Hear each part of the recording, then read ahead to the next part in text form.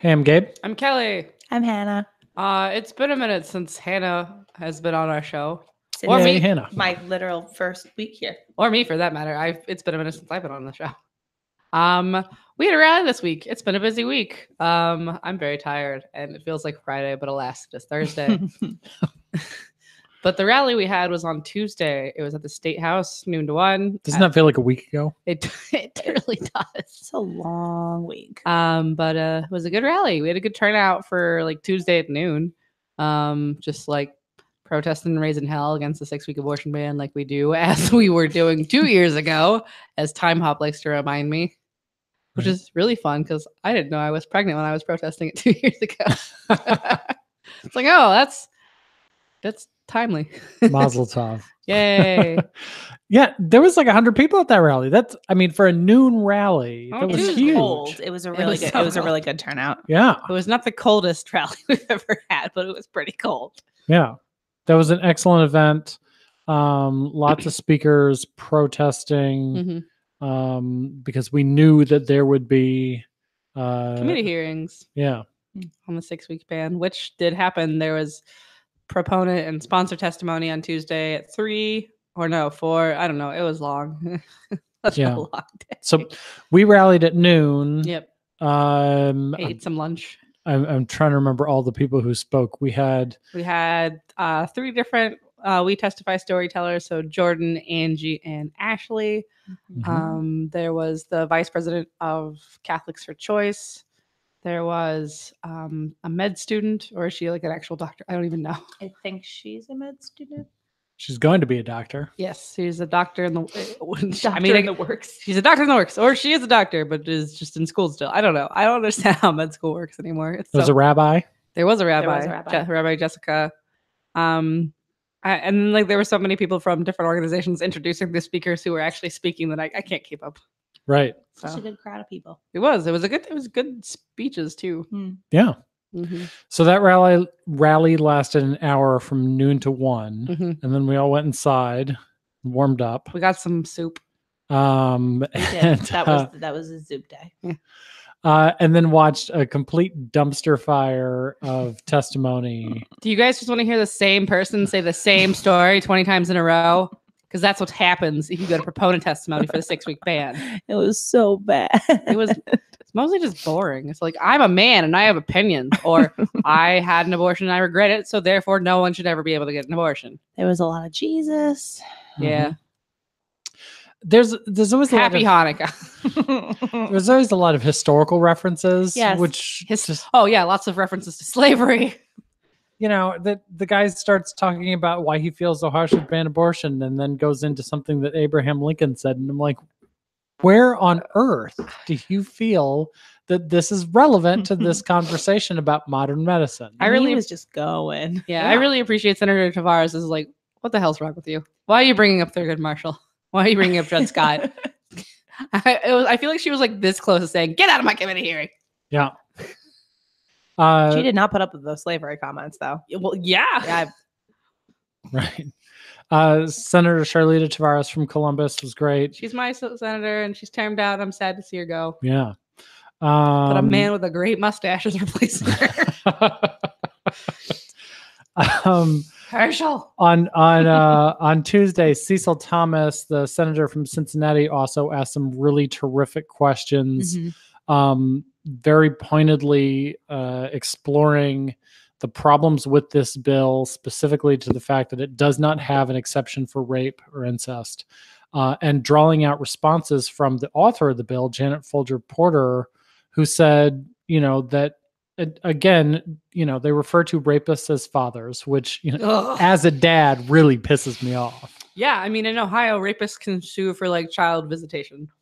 So like they have access to parental rights in Ohio. Right. So I can't say that would encourage me to keep a child conceived from rape. Just saying. Right. Any woman should have that decision. She should get that choice. Yeah. Yes. To have that removed from... I can't imagine going through the trauma of being raped and then being forced to carry my rapist child. Right.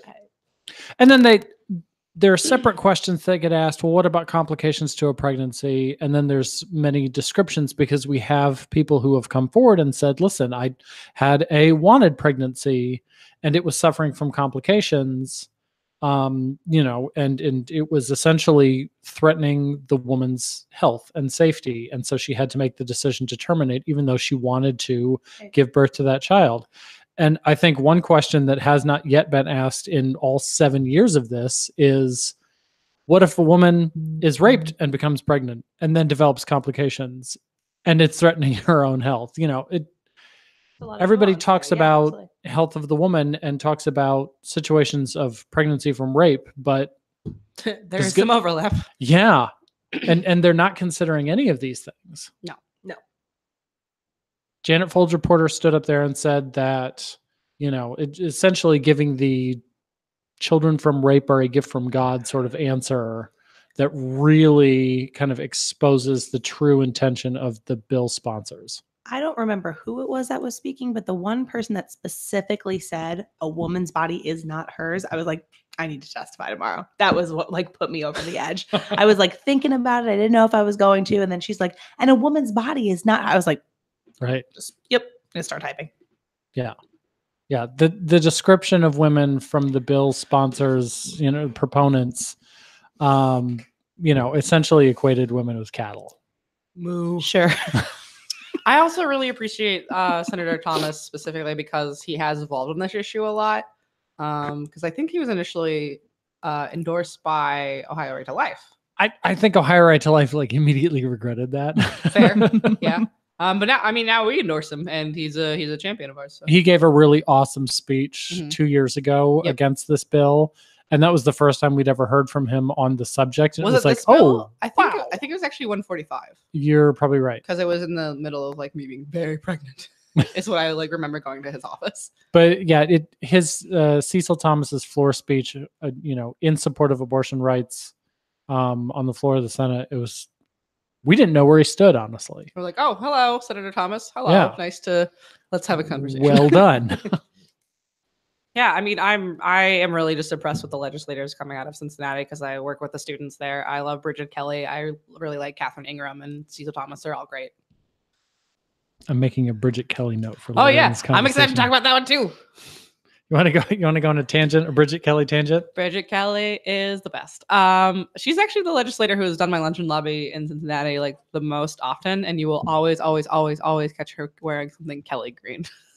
But her bill that she has sponsored and has been working on for 2 years finally was just passed by the Ohio House, where they will be exempting feminine hygiene products from tax. Yes. So there's no pink tax, or will there be any pink tax if it passes the Senate next week?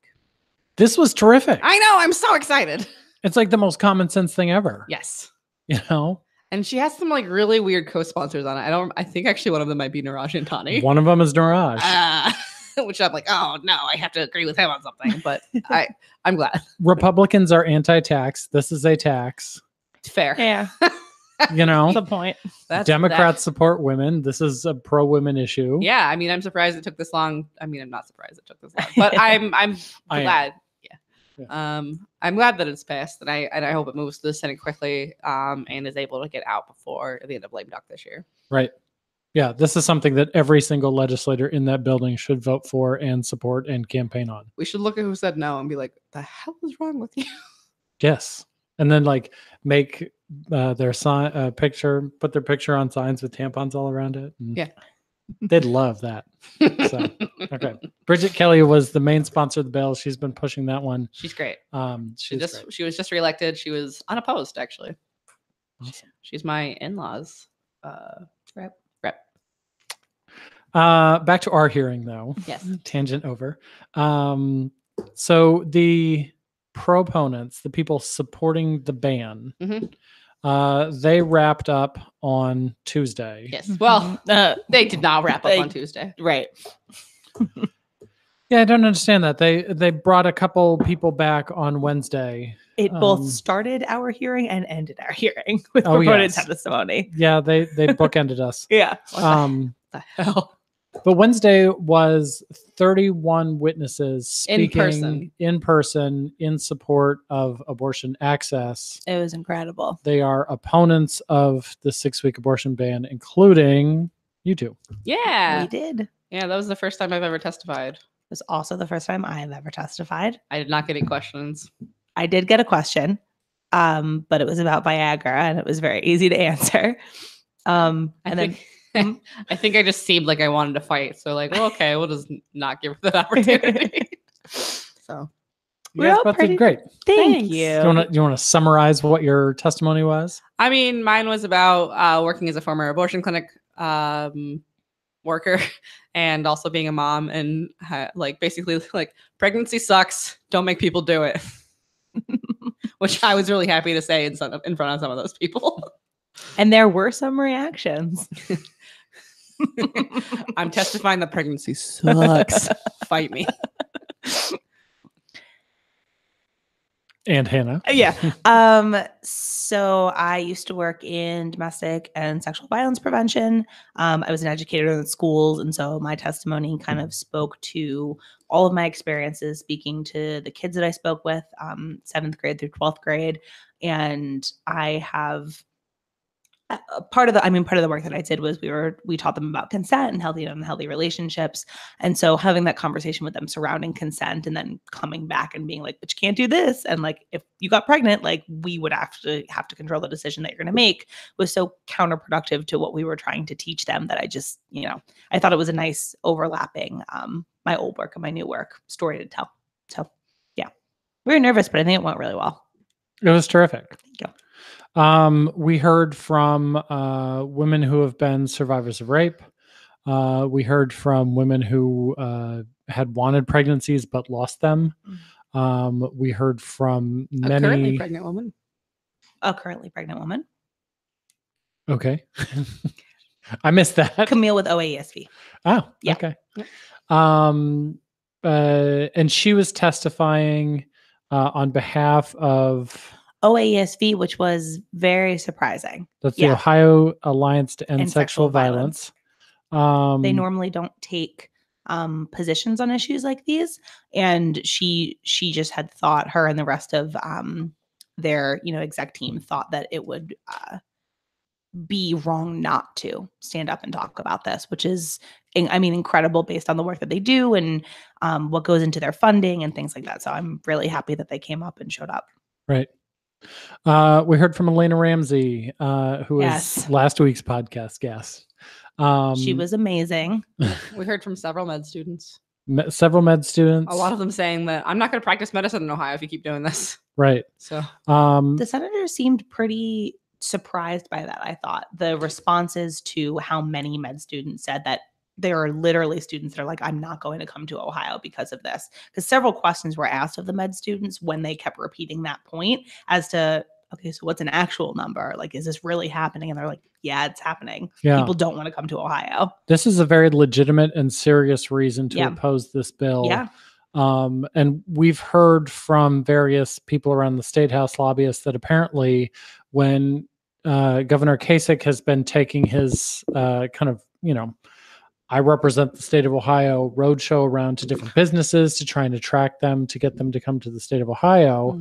They've talked about, essentially the regulatory climate that restricts people's personal freedoms and has, this toxic culture of attacking rights. And they're starting to compare Ohio to other states like North Carolina, where, all this shit's been going on.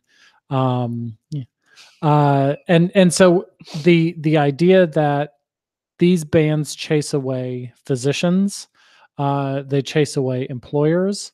When Rich Cordray talked about this during the debates, he made that point, and he said that this bill is bad for the business climate.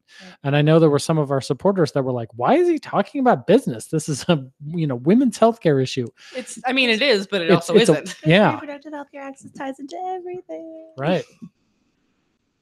Economic justice is reproductive justice. Right.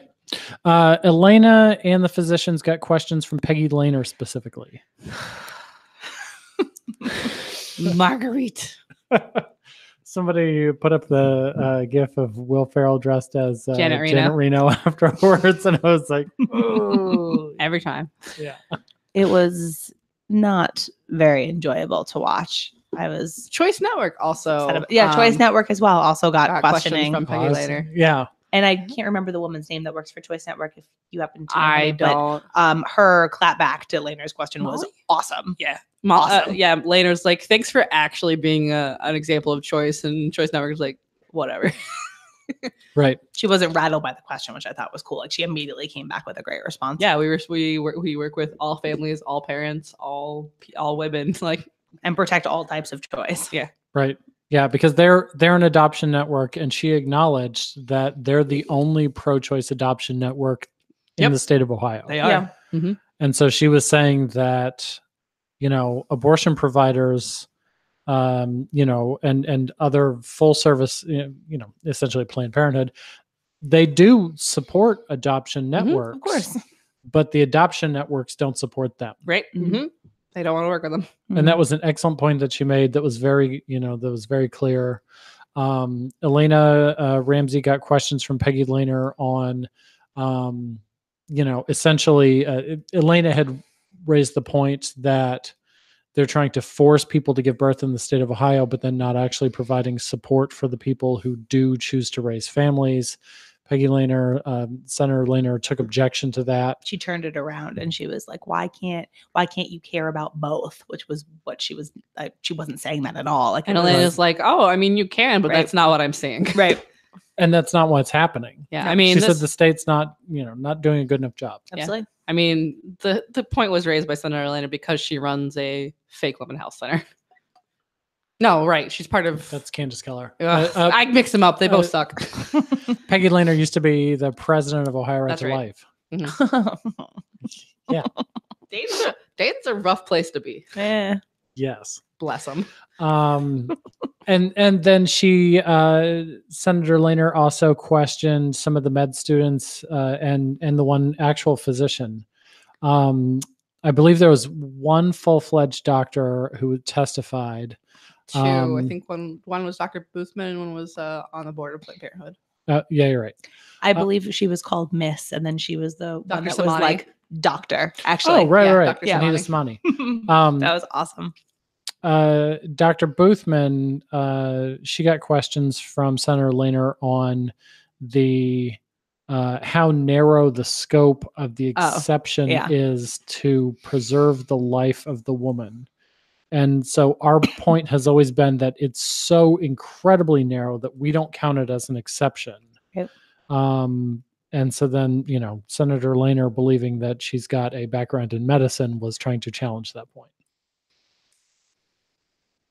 I also think it's pretty incredible. I talked to Dr. Boothman after it was over because when she started testifying on this bill, she was still a college student. So she's actually worked her way through medical school and become a doctor in the time during the time that this bill has been moving. I've known her for a while.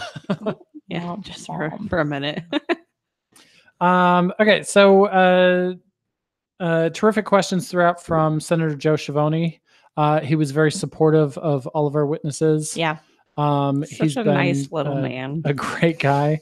And I was just going to say what he specifically spoke to, which I thought was awesome, was the range of stories that we presented compared to the proponent testimony the day before, and the conversation surrounding, doctors and also people that have had abortions and then people that have worked in different fields was just such a, a wide perspective, and that was beneficial to us.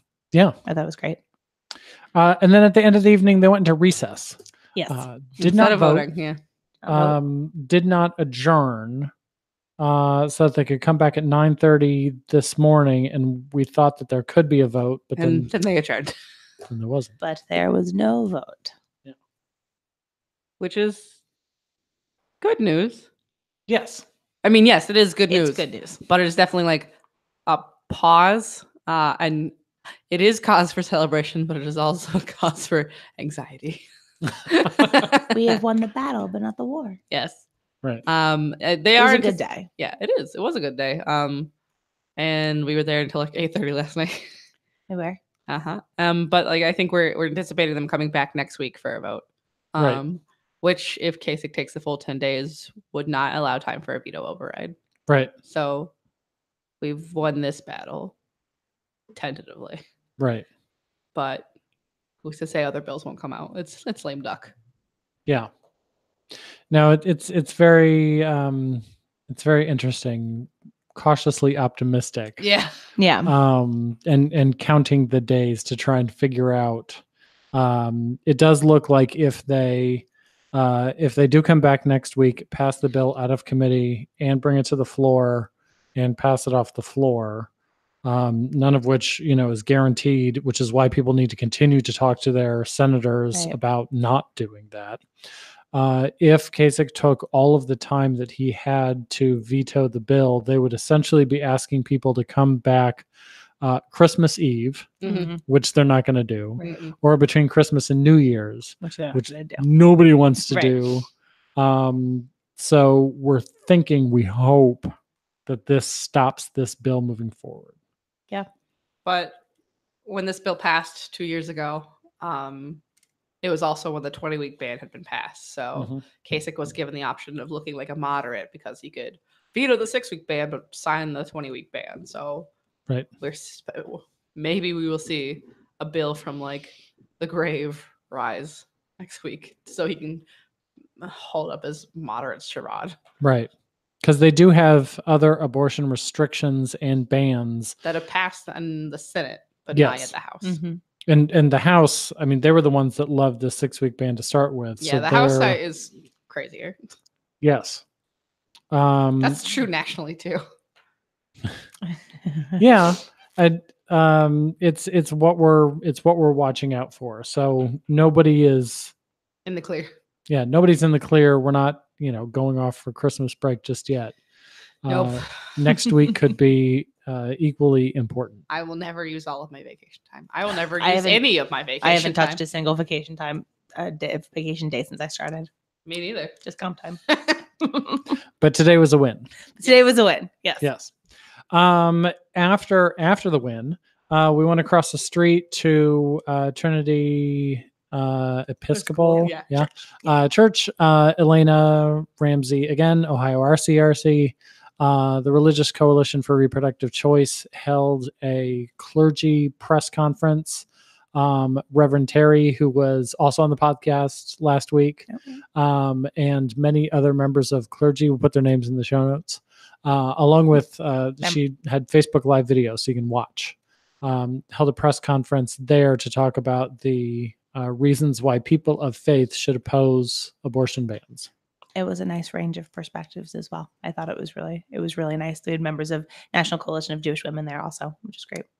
Right. And that church has always been very supportive. We've held our annual lobby day there, I think twice. Oh, okay. That's where my first went for lobby day was in 2015 at Trinity Episcopal. Yeah. I had never been there. That's awesome though. I think it's a great location, and a great community there.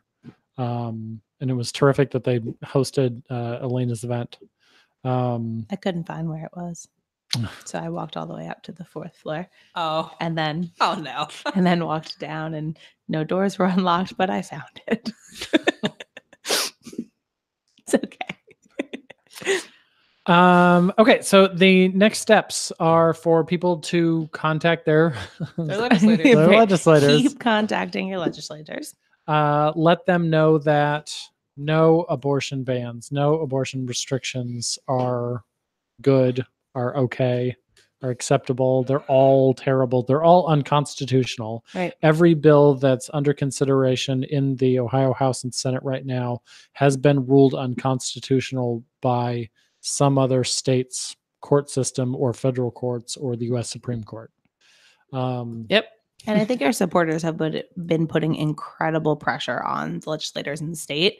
I think that the amount of people that we have had calling and writing letters has really made a significant difference. Right. And so I just want to encourage that to keep happening. Yeah. I mean, between that and testimony, we've been kicking a lot of ass. Yeah. I think so too.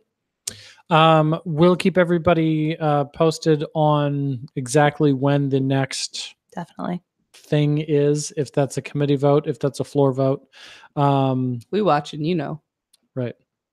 What else do we have on here? The other thing that happened today in the State House is Stand Your Ground got improved. It got passed, but like it basically had all of its teeth removed. Mhm. Right. So they removed the Stand Your Ground part of Stand Your Ground.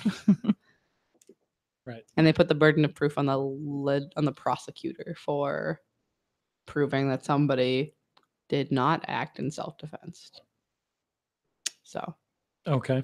I don't know the nuts and bolts of it. I just know that anti-gun activists have been like raising hell about it, as they should, because we don't need to have more stand your ground states. Right. But gun activists are not happy. Right. Mm-hmm. Nobody's happy. That's how you know it's a good bill. No one's happy. It seems that everybody over there is sort of losing interest in being over there.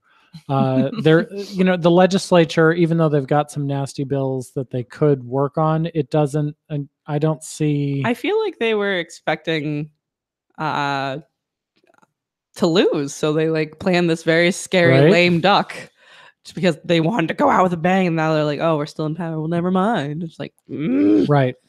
They're still going to have to answer for these things. Next month when they come back. Haha. So I guess. Yeah. I guess. Everybody needs to continue to talk to their legislators.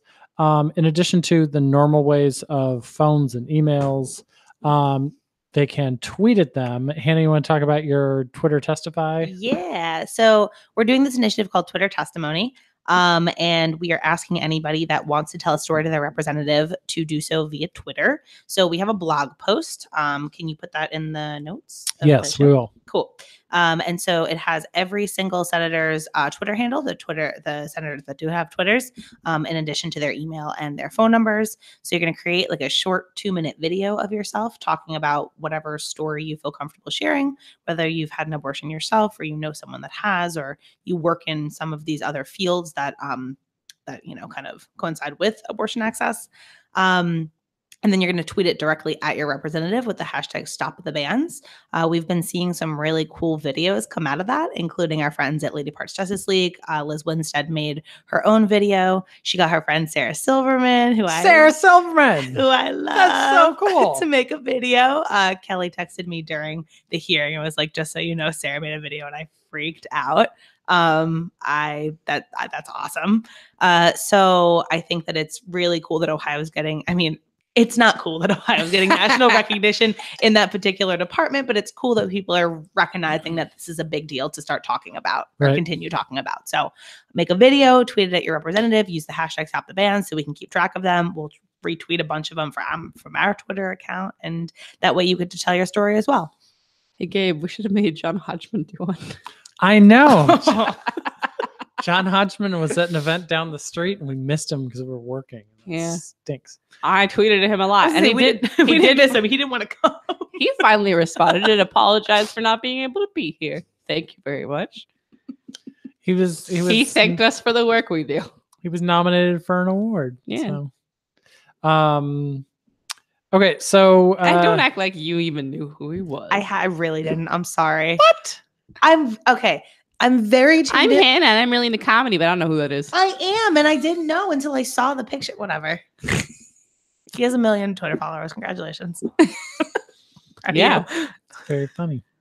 Okay, so tomorrow night, if people want to do something that's not legislative, December 7th, 9 p.m., the Wonder Doug Variety Show, which benefits us. This is your thing. You know about it? What is it? It's a variety show, which includes burlesque, comedy, and belly dance, to my knowledge. It's also going to be Dimples Diamond's last burlesque show ever. So if you're invested in Dimples Diamond, who is a great performer, you should totally come out, have a drink or 4, give me your money. Or 4. And watch a really good show. There are some really, really good performers on this show. And I'm excited to be tabling. Friday night at 9 o'clock, the Shrunken Head, 251 West 5th Avenue, Columbus, Ohio, 43201. Yes.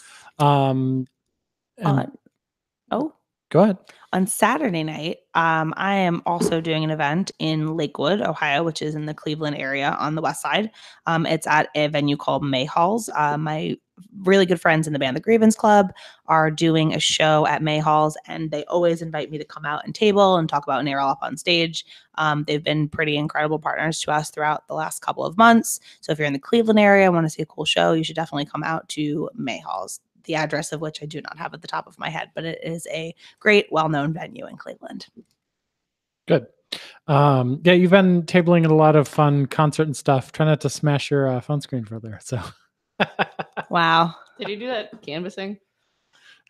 So I smashed it, and then I fixed it, and then I smashed it again. Oh no! Yeah, I was at a concert in Brooklyn at a venue, and had to go to the bathroom, so I ran very fast through the crowd to the bathroom and slipped, and my phone went flying. So it's cracked again. don't do that. All right. Okay. The December Repro Health Happy Hour is Tuesday, December 11th. And that's at the Hills Market right over here. You can have a pro-choice punch or I forget what the margarita is called. Morning after margarita. There we go. We just got burgers there. Shout out Hills Market. They're great. It was good burger. Oh, tonight there's a St. James event. The Men of St. James calendar for Women Have Options is launching. Oh, cool. Yeah. So have a drink, get a calendar of men. I was going to say attractive men. And then I was like, meh, they're all right. Get a calendar of men. No, they're all good for they're all friends of mine. There's some dudes. Here's some dudes. Hang them up on your wall for the next year for some reason. Okay. That's what you do with paper calendars, right? Yes. Okay. Yeah, information on all of these events and all the stuff, plus a really awesome op-ed that our boss Kelley Copeland wrote in the Cleveland Plain Dealer. Yeah.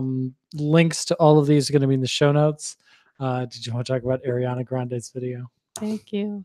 Next. It's a really good video. It's a lot of references from movies like Mean Girls and Bring It On.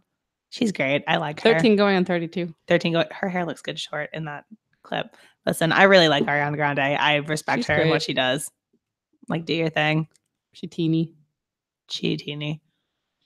She's like 5'1". With a lot of hair. Long hair. Okay.